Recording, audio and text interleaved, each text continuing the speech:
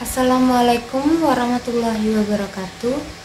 Izin memperkenalkan diri, nama saya Aulia Nur Aziza dengan NPM 2214071086.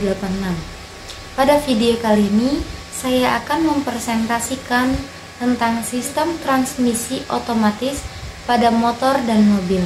Selamat menyaksikan.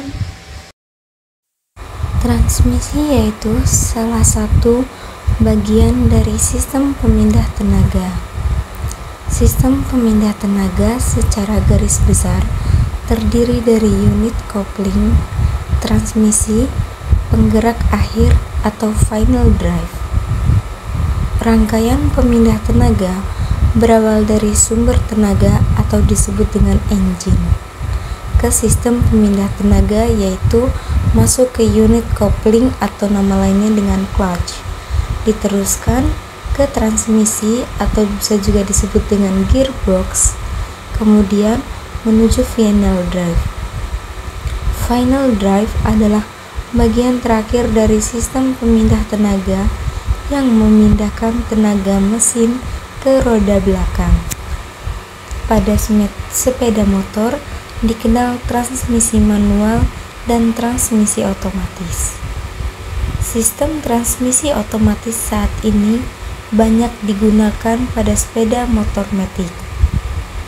Transmisi otomatis adalah transmisi kendaraan yang pengoperasiannya dilakukan secara otomatis dengan memanfaatkan gaya sentrifugal.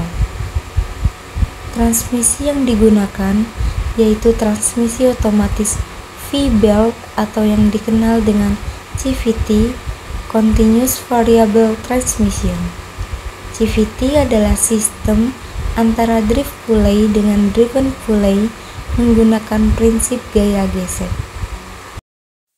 Perbedaan antara transmisi otomatis dengan transmisi manual yaitu transmisi otomatis dianggap lebih mudah dioperasikan jika dibandingkan dengan transmisi manual.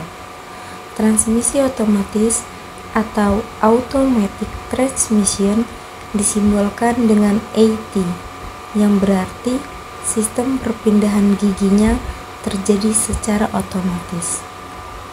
Perpindahan gigi pada transmisi jenis ini menyesuaikan dengan tekanan pedal gas. Transmisi manual yaitu transmisi yang sering dianggap memiliki akselerasi yang lebih baik jika dibandingkan dengan mobil bertransmisi otomatis. Akan tetapi, transmisi manual memiliki cara pengoperasian yang cukup rumit, sehingga perlu diperhatikan khusus untuk bisa menguasainya. Dalam transmisi manual, perpindahan gigi dilakukan secara manual sehingga pengemudi harus memahami kode yang ada pada tuas. Keuntungan dan kelebihan transmisi otomatis. Yang pertama yaitu keuntungan transmisi otomatis jika dibandingkan dengan transmisi manual yaitu adalah sebagai berikut. Yang pertama yaitu mengurangi kelelahan pengemudi dengan meniadakan pengoperasian pedal kopling dan pemindahan gigi. Yang kedua, perpindahan gigi yang terjadi secara otomatis dan lembut pada kecepatan yang sesuai dengan kondisi pengemudian, sehingga akan membebaskan pengemudi dari teknik pengendaraan yang menyulitkan. Yang ketiga, mencegah mesin dan pemindah tenaga dibebani beban yang berlebihan karena dihubungkan secara hidraulis melalui torque converter yang bukannya secara mekanik. Selanjutnya, kekurangan transmisi otomatis. Yang pertama yaitu akselerasinya kurang baik ketika perjalanan jauh. Yang kedua, sangat boros bahan bakar. Yang ketiga, kecepatan yang dihasilkan tidak setinggi mobil bertransmisi manual. Keempat, membutuhkan perawatan yang ekstra. Macam-macam transmisi otomatis. Yang pertama yaitu ada CVT, Continuously Variable Transmission. Yang kedua yaitu AT, Automatic Transmission. AT banyak digunakan pada unit mobil B konstruksi CVT. Komponen utama CVT yaitu yang pertama ada drive pulley atau bisa disebut juga dengan primary pulley. Pulley sekunder adalah komponen yang berfungsi yang berkesinambungan dengan pulley primer, mengatur kecepatan berdasarkan besar gaya tarik sabuk yang diperoleh dari pulley primer. Yang kedua yaitu ada drive belt atau yang bisa disebut juga dengan V-belt, berfungsi sebagai penghubung putaran dari pulley primer ke pulley sekunder. Besarnya diameter V-belt bervariasi tergantung pabrikan motornya. Yang ketiga yaitu ada driven pulley atau bisa disebut juga dengan secondary pulley. Pulley sekunder adalah komponen yang berfungsi yang berkesinambungan dengan pulley primer, mengatur kecepatan berdasarkan besar gaya tarik sabuk yang diperoleh dari pulley primer. Transmisi otomatis yang umum dipakai pada motor skuter biasanya menggunakan V-belt atau yang lebih dikenal dengan CVT, Constantly Variable Transmission. CVT tersebut adalah sebuah sistem transmisi otomatis yang menggunakan sabuk atau V-belt untuk mendapatkan perbandingan gigi yang bervariasi sebagaimana pada transmisi manual. Konstruksi dari transmisi otomatis dapat dilihat pada gambar ini. Dari gambar transmisi CVT di atas dapat diketahui bahwa komponen transmisi CVT terdiri dari dua buah puli yang dihubungkan oleh sabuk atau belt. Lalu sebuah kopling sentrifugal ditunjukkan nomor 6 berfungsi untuk menghubungkan ke penggerak roda belakang ketika throttle gas diputar atau dibuka. Dan komponen berikutnya adalah gigi transmisi satu kecepatan yang berfungsi untuk mengurangi putaran output mesin. Puli penggerak centrifugal unit nomor 1 itu dikaitkan ke ujung poros engkol atau crankshaft, dan puli tersebut berfungsi sebagai pengatur kecepatan berdasarkan gaya sentrifugal. Puli yang digerakkan atau driven pulley yang ditunjukkan nomor 5 berputar pada bantalan poros utama atau input shaft transmisi. Pada bagian tengah kopling sentrifugal yang ditunjukkan nomor 6 dikaitkan ke puli yang ditunjukkan nomor 5 lalu ikut berputar bersama puli tersebut. Drum kopling yang ditunjukkan nomor 7 berada di alur poros utama dan memutar poros tersebut jika menerima gaya dari kopling. Kedua puli masing-masing terpisah menjadi 2 dan setengah bagiannya dibuat tetap, sedangkan setengah bagian lainnya dapat bergeser menjauhi atau mendekati sesuai dengan arah poros. Ketika mesin tidak berputar, celah puli penggerak yang ditunjukkan nomor 1 berada di posisi maksimum, sedangkan celah puli yang digerakkan atau yang ditunjukkan nomor 5 berada di posisi minimum. Untuk lebih jelas, perhatikan gambar ini. Dari gambar di atas, kita dapat melihat pergerakan puli. yang ditunjukkan nomor 2, dikontrol oleh pergerakan roller yang ditunjukkan nomor 7. Fungsi roller tersebut hampir sama seperti plat penekan yang ada pada kopling sentrifugal. Ketika putaran mesin naik, maka roller akan terlempar keluar mendorong bagian puli yang dapat bergeser mendekati puli yang juga diam, sehingga celah puli akan menyempit. Saat celah puli mendekat, maka akan mendorong sabuk keluar. Ini membuat puli yang ditunjukkan nomor 2 berputar dengan diameter yang lebih besar. Kemudian, setelah sabuk tidak bisa direnggangkan kembali, maka sabuk akan meneruskan putaran dari puli ke puli yang digerakkan atau yang disebut juga dengan driven pulley. Dan jika gaya dari puli mendorong sabuk keluar dengan gaya yang lebih besar dibanding tekanan pegas yang menahan puli yang digerakkan atau driven pulley, maka puli akan tertekan melawan pegas, sehingga sabuk akan menjadi berputar dengan diameter yang lebih kecil. Pada saat ini, kecepatan sepeda motor sama seperti pada gigi transmisi, kecepatan tinggi. Jika kecepatan mesin rendah atau menurun, roller pulley penggerak akan semakin bergeser ke bawah. Lagi dan menyebabkan bagian puli penggerak bisa bergeser merenggang.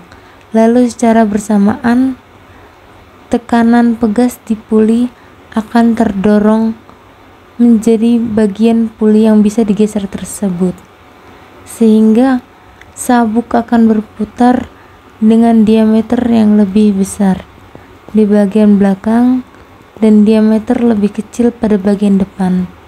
Saat ini, kecepatan sepeda motor sama seperti kecepatan gigi rendah pada transmisi manual.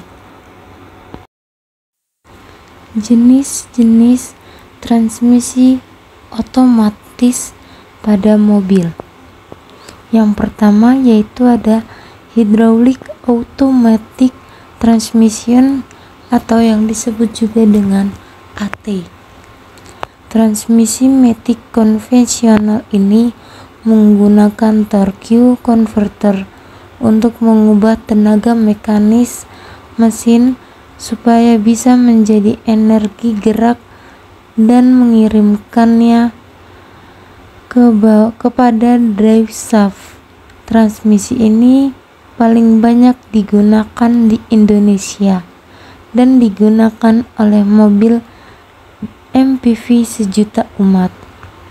Yang kedua yaitu ada continuous variable transmission atau bisa disebut juga dengan CVT. Pada CVT, penggerak utama transmisinya adalah puli dan sabuk baja bertugas untuk mengatur perubahan rasio gigi dan disesuaikan dengan putaran mesin. Transmisi ini membuat hentakan saat perpindahan gigi menjadi sangat halus sehingga hampir tidak terasa dan umumnya lebih irit bahan bakar. Sedangkan AMT jarang sekali dipakai oleh mobil yang banyak beredar di Indonesia, sehingga kegunaannya pun kurang dikenal. Yang ketiga yaitu dual clutch transmission atau bisa disingkat dengan DCT.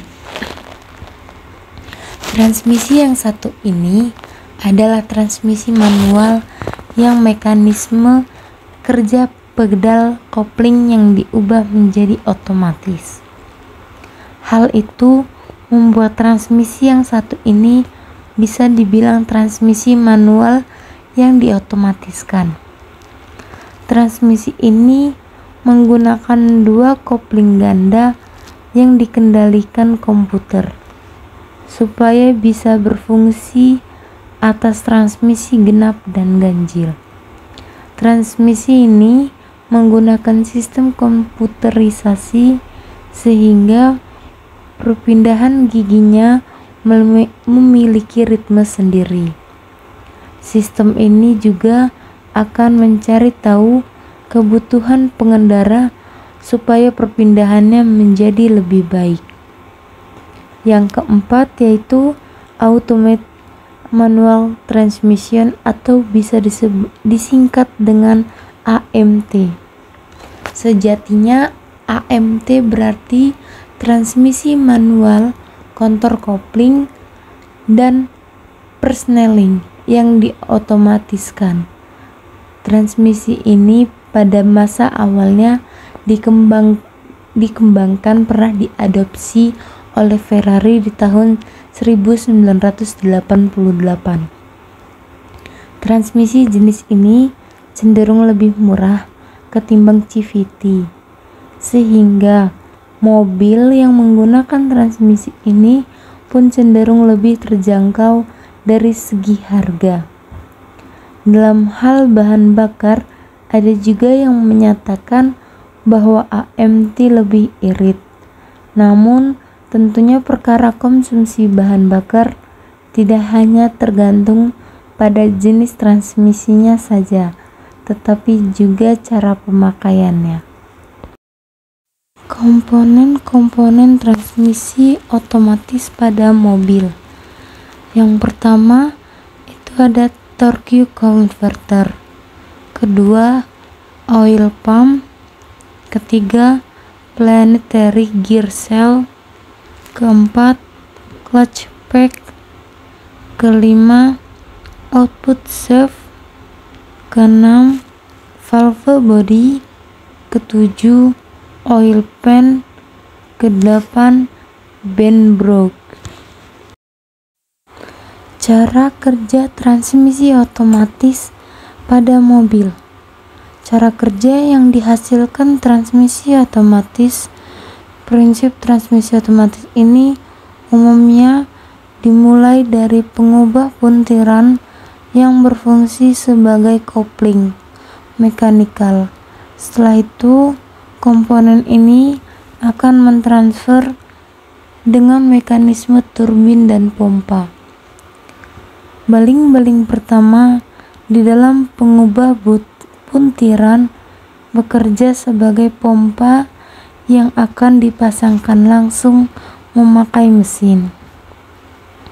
Yang selanjutnya, turbin dan planetary gear akan berfungsi sebagai stator untuk mengembangkan sistem baling-baling menjadi 3. Pada proses tersebut, baling-baling akan tetap berputar agar tetap memompa oli transmisi pada ruangan tertutup. Tekanan yang terjadi dipakai untuk mendorong turbin, sehingga menghasilkan peningkatan torsi. Sedangkan pada prinsip kerja otomatis di planetary gear juga berfungsi sama seperti gigi-gigi pada transmisi manual untuk mengubah putaran turbin. Hal tersebut membuatnya mirip dengan tuas persneling yang digunakan sebagai media untuk mengendalikan mobil.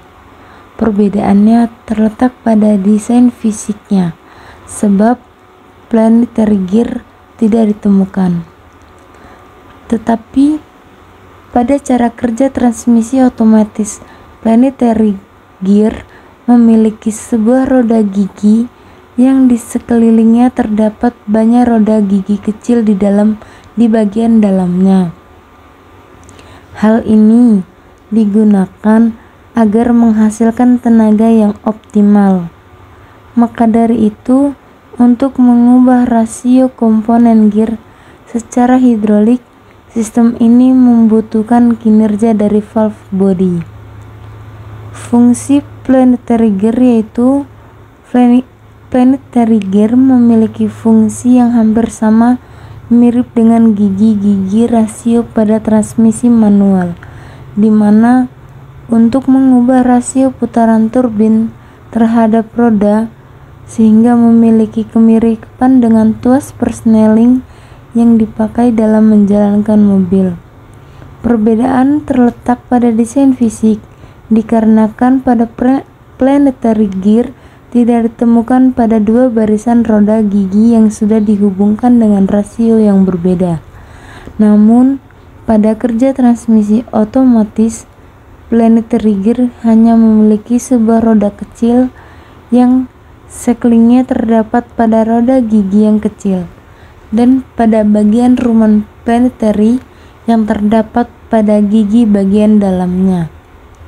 Sedangkan dalam merubah rasio secara hidrolik merupakan kerja dari valve body.